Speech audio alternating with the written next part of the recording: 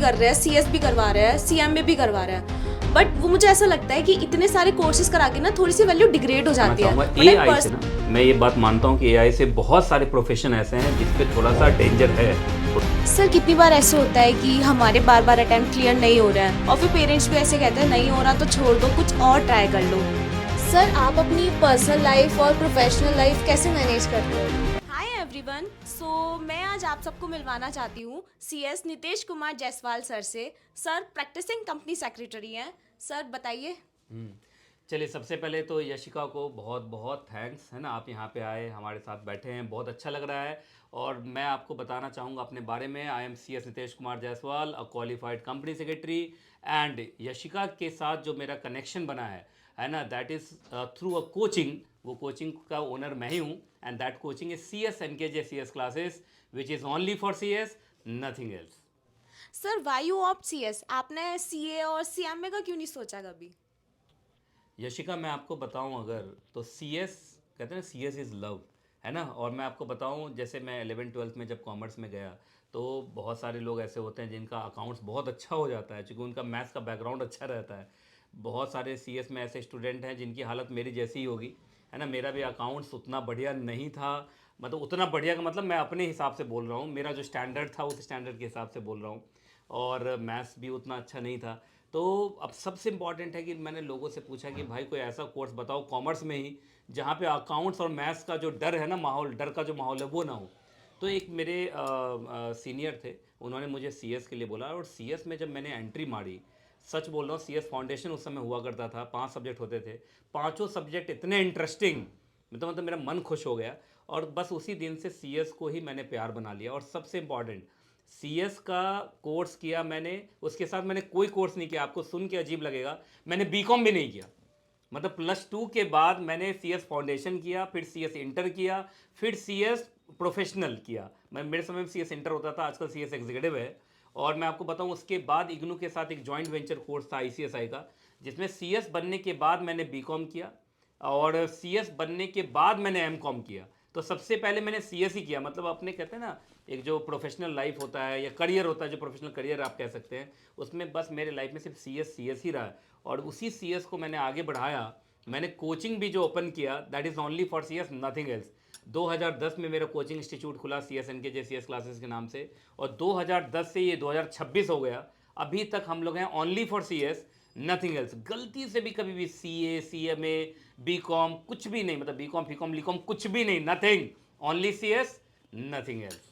ये चीज़ आपकी इतनी पसंद है ना, ओनली फॉर सीएस, क्योंकि मैं इतने सारे इंस्टीट्यूट देखती हूँ वो सीए भी कर रहे हैं, सीएस भी करवा रहे हैं, सीएमए भी करवा रहे हैं, बट वो मुझे ऐसा लगता है कि इतने सारे कोर्सेज करा के ना थोड़ी सी वैल्यू डिग्रेड हो जाती है। बट आई पर्सनली लाइक कि आप सिर्फ CS, only for CS, nothing else. वो भी 2010 से 2026 तक लगातार लगातार हम सीएस में रहे। कभी भी सीएस से हम 1 इंच भी इधर से उधर नहीं हुए तो किसी। सर सीएस का स्कोप कैसा है इन फ्यूचर में? जैसे अभी हम सबको पता है एआई इतना ट्रेंडिंग है, तो आप क्या बोलना चाहोगे उस पर? एआई से ना मैं ये बात मानता हूँ कि एआई से बहुत सारे प्रोफेशन ऐसे हैं जिस पे थोड़ा सा डेंजर है, थोड़ा सा दिक्कत है। लेकिन सीएस का प्रोफेशन पे ना एआई से कहीं कोई दिक्कत नहीं है। क्योंकि जो सीए का, जो एक्चुअली जो चार्टर्ड अकाउंटेंट हैं या कॉस्ट एंड मैनेजमेंट अकाउंटेंट हैं, देखिए मैं ओनली फॉर सीएस वाला इंसान हूँ, है ना। मैंने प्रोफेशनल डिग्री में भी सिर्फ सीएस लिया है, प्लस एलएलबी किया हुआ है। तो मैं लॉ की दुनिया में रहता हूँ, तो मैं जब बाकी प्रोफेशन के बारे में थोड़ा सा कम ही समझता हूँ। पर अपने प्रोफेशन की बात करूँ, कंपनी सेक्रेटरी प्रोफेशन की बात करूँ, तो एआई से कोई भी डर नहीं है। क्योंकि कंपनी सेक्रेटरी का जो प्रोफाइल है ना, that is more of a strategic officer. वो स्ट्रैटेजी बनाता है, और एआई कभी स्ट्रैटेजी नहीं बना सकता।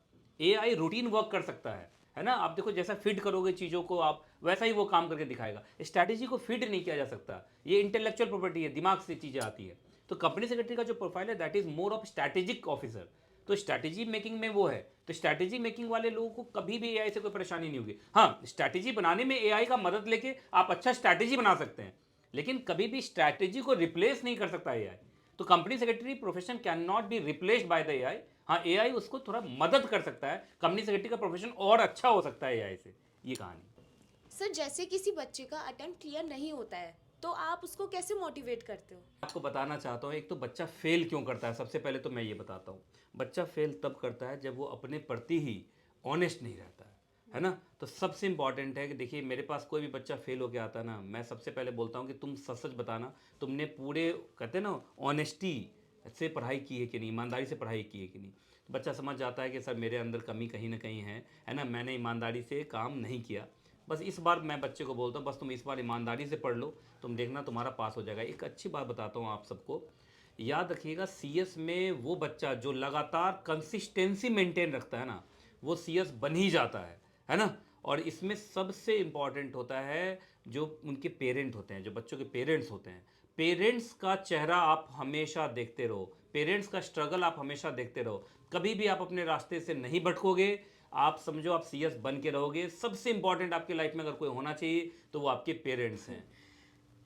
सो CS एनकेजी सर, मैं आपसे एक क्वेश्चन पूछना चाहती हूँ कि ना जैसे मुझे पर्सनली CFM से बहुत डर लगता है ना, तो आपको भी तो कोई सब्जेक्ट ऐसा होगा जिससे आपको अपने टाइम पे बहुत डर लगा होगा। सबसे पहले आप सबको बताना चाहूँगा कि अभी यशिका ने मुझे CS एनकेजे सर बोला, तो बहुत सारे व्यूअर को लग रहा होगा ये कौन से नए सर आ गए।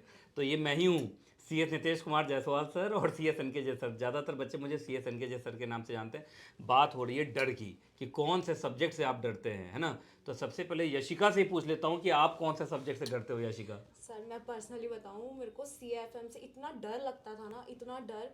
कभी मैं CA वाला पोर्शन नहीं हो पा रहा, कभी FM वाला पोर्शन नहीं हो पा रहा, तो उसी से डर लगता था। कुछ ऐसी ही हालत मैं आपको बताऊं, कहते हैं ना दिल का हाल सुने दिल वाला। तो जितने भी सीएस के स्टूडेंट होते हैं उसमें से ज़्यादातर कॉमन प्रॉब्लम्स ही होती हैं। पर मैं आपको बताऊंगा, आप जो ऐसा चाह रहे थे कि वैसा आंसर मिलेगा नहीं आपको। मैं जब सीएस कर रहा था तो मैं सच पूछूं तो सीएस से किसी भी सब्जेक्ट से मैं नहीं डरा, क्योंकि मेरा एक ही चीज़ मानना है, डर के आगे जीत है। देखो अब जैसे लॉ का है, लॉ का सब्जेक्ट में तो मेरा हमेशा मानना रहा लॉ को ज़्यादा समझना होता है। तो मैं लॉ को समझता था, लॉ के अंदर अच्छा मार्क्स भी लाता था। इंपॉर्टेंट है कि सर वो अकाउंट्स और टैक्स में आप क्या करते थे, आपको मैं बताना चाहूँगा। टैक्स में मुझे 75 मार्क्स आए थे और अकाउंट्स में भी 65 मार्क्स आए थे, है ना। तो मैं डरता नहीं था। मैं क्या करता था मैं आपको बताता हूँ, जो चीज़ मुझे समझ में आ गया, अच्छी चीज़ है, नहीं समझ में आ रट लेता था। नहीं समझ में आया, खुलेआम बोल रहा हूँ, मैं रट लेता था। और देखिए मेरे कितने अच्छे मार्क्स आए। हाँ, एक सब्जेक्ट ऐसा जरूर है जहाँ थोड़ा रटने में भी परेशानी हुई, that was FM, financial management. Financial management में तो आपको दिमाग लगाना पड़ेगा, क्योंकि फिर से वो मैनेजमेंट हो गया और मैनेजमेंट को आप रट नहीं सकते। तो मेरे समय में थोड़ी परेशानी रही मुझे FM में। बाकी मैं आपको बताऊँ, आप डरना उड़ना नहीं, जितना हो सकेगा उतना करो। नहीं समझ में आया रट लो, मैं तो साफ बोलूँगा। सर जैसे अभी मुझे भी ना बोथ मॉड्यूल देना है, तो आप उसमें क्या एडवाइस दोगे, मतलब मैं कैसे पढूं वन अटेम्प्ट में ही मेरा बोथ मॉड्यूल क्लियर हो जाए। देखो भाई, मैं सबको बता देना चाहता हूँ, यशिका ने बहुत इंपॉर्टेंट पूछा है। बोध ग्रुप देना है ना, बोध ग्रुप तभी दो जब 1 साल का टाइम हो। ये जो जल्दी जल्दी में मैं देखता हूँ बहुत सारे यूट्यूबर्स से लोग, है ना, इंस्पायर हो गए 3 महीने में, 4 महीने में, 6 महीने में ही दोनों ग्रुप देना चाहते हैं। देखिए एक्सेप्शंस हो सकते हैं, बहुत सारे बच्चे 3 महीने में, 4 महीने में दोनों ग्रुप पास कर जाते हैं, रैंक होल्डर बन जाते हैं, पर वो एक्सेप्शन में है। जनरल रूल यही है, अगर आप दोनों ग्रुप देना चाहते हैं, पूरा 1 साल का बैच लीजिए। आप कोचिंग में फेस टू फेस क्लासेस के अंदर 2 बार पढ़िए टीचर से। एक बार 4 साढ़े 4 महीने का बैच होगा, फिर से एक 4 साढ़े 4 महीने का बैच होगा। आप 2 बार हर चैप्टर हर सब्जेक्ट पढ़िए। 8 साढ़े 8 महीने में आपका हर चैप्टर 2 बार हो जाएगा। उसके बाद जब 8 महीने निकल गए, बचे 4 महीने या 3 महीने, घर में बैठिए, पढ़ना खाना सोना, पढ़ना खाना सोना, और कोई एंगेजमेंट मत रखिए अपना। आप देखिए आपका दोनों ग्रुप एक बार में निकलता है कि नहीं निकलता है। आप पक्का रैंक होल्डर बनेंगे, मैं साफ कह रहा हूँ। सर कितनी बार ऐसे होता है कि हमारे बार बार अटेम्प्ट क्लियर नहीं हो रहा है, और फिर पेरेंट्स भी ऐसे कहते हैं नहीं हो रहा तो छोड़ दो, कुछ और ट्राई कर लो, तो आप उसके लिए क्या बोलना चाहोगे। देखिए मैं यशिका आपके थ्रू सारे के सारे जितने भी पेरेंट्स हैं ना, जितने भी पेरेंट्स हैं जिनके बच्चे सीएस कर रहे हैं, यशिका के थ्रू मैं उनको मैसेज देना चाहता हूँ। एक तो अपने बच्चों पर विश्वास रखिए। अगर आपका बच्चा सीएस जैसा कोर्स चूज़ किया है ना, ये भी अपने आप में बहुत बड़ी बात है। बहुत सारे बच्चे तो डर जाते हैं सीएस से पहले ही, सीएस से, सीए से, सीएमए से वो डर जाते हैं, बीबीए एमबीए ये सारे कोर्स चूज़ कर लेते हैं। ये देखिए सीएस सीए सीएमए कोर्स, इस सब कोर्स को चूज़ ही वही बच्चा कर रहा है जो बच्चा मेहनती है या मेहनत करना चाहता है। और मैं आपको बताना चाहूँगा कि जितने भी पेरेंट्स हैं ना जिनके बच्चे सीएस कर रहे हैं या सीए कर रहे हैं, आप सबों को पेशेंस रखना पड़ेगा। जिस तरीके से आपका बच्चा पेशेंस रखे हुआ ना, कि वो फेल होने के बाद भी फिर से अगले बार एग्जाम देना चाह रहा है, थोड़ा सा पेशेंस रखिए। पेशेंस कहते हैं ना, सीएस के बच्चों के माता पिता का भी ना पेशेंस रखना बहुत ज़रूरी है। अगर वो पेशेंस नहीं रख रहे हैं ना तो बहुत मुश्किल होगा। मैंने देखा है लोग 7-7 साल 8-8 साल लगे रहते हैं सीएस में और बाद में वो सीएस बन के निकलते हैं। ये पक्का है, ये 100% श्योर है, आप मेरे से लिखवा लो। आप सीएस में लगे रहो, आप सीएस बन के निकलोगे, ये पक्का है, कंफर्म है, 100% कंफर्म है। सर आप अपनी पर्सनल लाइफ और प्रोफेशनल लाइफ कैसे मैनेज करते हो? मैं तो देखो आपको खुलेआम बताना चाहता हूँ, कंपनी सेक्रेटरी बनने के बाद, एलएलबी करने के बाद, इतना बड़ा कोचिंग इंस्टीट्यूट चला रहा हूँ सीएस का, फेस टू फेस का सबसे बड़ा कोचिंग है हमारा। आप ऑडिटोरियम, आप अगर मेरा ऑडिटोरियम दिखा रही हैं तो देखिएगा आप, अब मेरे इसके नीचे वीडियो में आ रहा होगा। और हमारा इतना बड़ा ऑडिटोरियम है, इतना बड़ा इंफ्रास्ट्रक्चर है। पर्सनल लाइफ कुछ भी नहीं है, ज़ीरो पर्सनल लाइफ है मेरा, जीरो। मैं तो साफ बोल रहा हूँ, बहुत बेदर्दी से, बहुत दुख से बोल रहा हूँ, नो पर्सनल लाइफ। सर जैसे आपको किसी स्टूडेंट का पता चलता है कि वो रिलेशनशिप में है, तो आप फिर उसको कैसे, क्या बताते हो फिर आप? ये सही बात पूछी आपने। मैं आपको बताना चाहता हूँ यशिका के थ्रू, देख लो भाई, एज ही अभी ऐसा है ना। और इस एज में, एज के अनुसार जो भी चीज़ें करनी चाहिए कर लेनी चाहिए। देखो अभी मैंने कुछ देर पहले क्या बोला, मेरा कोई पर्सनल लाइफ नहीं है। उसका कारण ही है कि भाई मैं आपके एज ग्रुप से अब लगभग निकल गया हूँ, ऐसे बहुत ज़्यादा नहीं निकला हूँ, आसपास में ही चल रहा हूँ। लेकिन फिर भी आप जिस एज में हो ना, मैं समझता हूँ यशिका किस तरह पॉइंट आउट कर रही है। वो ये बताना चाह रही है कि बहुत सारे बच्चे रहते हैं सर, उनका पर्सनल रिलेशनशिप रहता है, गर्लफ्रेंड बॉयफ्रेंड वाली बात। देखिए उसमें कोई बुराई नहीं है, मैं तो साफ कहना चाहता हूँ, मैं बड़ा ओपन माइंडेड इंसान हूँ। सब कुछ का एक्सपीरियंस लाइफ में मिलना चाहिए, बशर्ते एक चीज़ हमेशा कंसिस्टेंटली चलना चाहिए, दैट इज़ पढ़ाई। आप पढ़ाई करते रहिए और उसके साथ साथ आप जो भी करेंगे ना, सब जस्टिफाइड है। लेकिन आप पढ़ाई नहीं करेंगे ना, तो वही सारी चीज़ें ना वो बाद में अपराध के रूप में देखी जाएंगी, देखा जाएगा जैसे तुमने ऑफेंस कर दिया। एक आईएएस ऑफिसर, आईएएस बनने के बाद अगर वो इंटर कास्ट मैरिज भी करे ना, इंटर रिलीजन भी मैरिज करे ना, दूसरे देश में भी जाके शादी कर लेना, तो भी समाज वहाँ ताली ही बजाता है। किसी की हिम्मत नहीं है कि वो एक लाइन भी बोल सके। लेकिन अगर आप कुछ नहीं बने हैं ना, तो आप तो अपने अपने घर में, कहते हैं ना, अपने रिलीजन में, अपने फैमिली में भी शादी करोगे तो भी इज्जत नहीं मिलेगी आपको।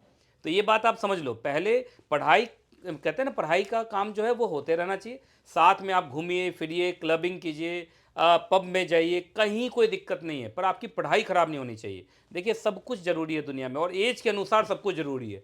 ये ना हो कि मालूम चला एज निकल जाए, अब बाद में जब टाइम आए तो कहते हैं ना, बहुत सारा बॉडी काम नहीं कर रहा है, मन ही काम नहीं कर रहा है, घूमने फिरने का मन ही नहीं कर रहा, बीमार पड़े हुए हैं। तो ऐसा भी नहीं होना चाहिए भाई, जो कर रहे हो अच्छा कर रहे हो, थोड़ा बहुत चलता है यार, लेकिन पढ़ाई किसी भी हालत में रुकनी नहीं चाहिए। मैं तो यही कहूँगा, कंपनी सेक्रेटरी बनना जरूरी है और कंपनी सेक्रेटरी बन के रहना है। Sir I am so thankful to you, मुझे इतना अच्छा लगा है आपसे पर्सनली मिलके। And I am pretty sure आप सब लोगों के भी इतने सारे डाउट क्लियर हुए होंगे, क्योंकि मेरे तो हो गए हैं। सर मुझे आपसे पर्सनली मिलके बहुत तो अच्छा है ही। लगा। और गाइस मैं आपको बता रही हूँ, यहाँ gate number 5 CS NKJ classes Laxmi Nagar, ज़रूर से ज़रूर आओ। सर इतना अच्छा पढ़ाता है, पर्सनल एक्सपीरियंस से बता रही हूँ, लाइन बाय लाइन सर इतना क्लियर करते हैं चीज़ों को। अगर आपको बहुत अच्छा एकदम आपको फ्यूचर अपना तो ब्राइट करना है ना, आप आओ सर के पास, क्लासेस ज्वाइन करो। और एक चीज़ बता रही हूँ, ठीक है, यहाँ आओगे यशिका डिस्काउंट ज़रूर बोलना, पक्का आपको बहुत अच्छा डिस्काउंट मिलेगा। ठीक।